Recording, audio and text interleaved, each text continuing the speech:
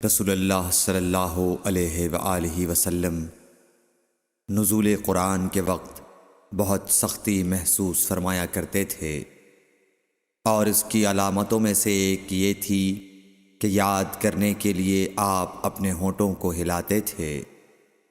ابن عباس رضی اللہ تعالیٰ عنہ نے کہا، میں اپنے ہونٹوں کو ہلاتا ہوں جس طرح آپ ہلاتے تھے۔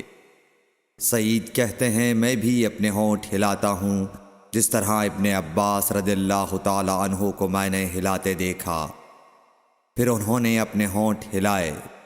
ابن عباس رضی اللہ تعالیٰ عنہ نے کہا، پھر یہ آیت اتری کہ اے محمد، قرآن کو جلد جلد یاد کرنے کے لیے اپنی زبان نہ ہلاؤ، اس کا جمع کر دینا اور پڑھا دینا ہمارا ذمہ ہے۔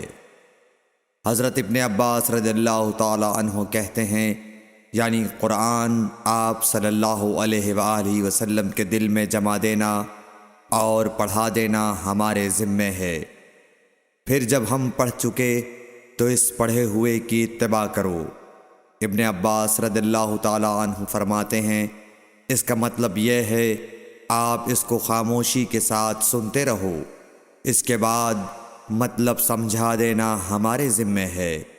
پھر یقیناً یہ ہماری ذمہ داری ہے کہ آپ اس کو پڑھو، یعنی اس کو محفوظ کر سکو۔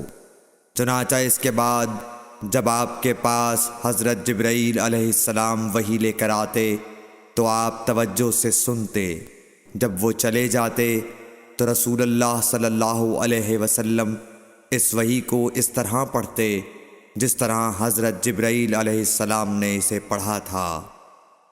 صحیح بخاری حدیث نمبر 5۔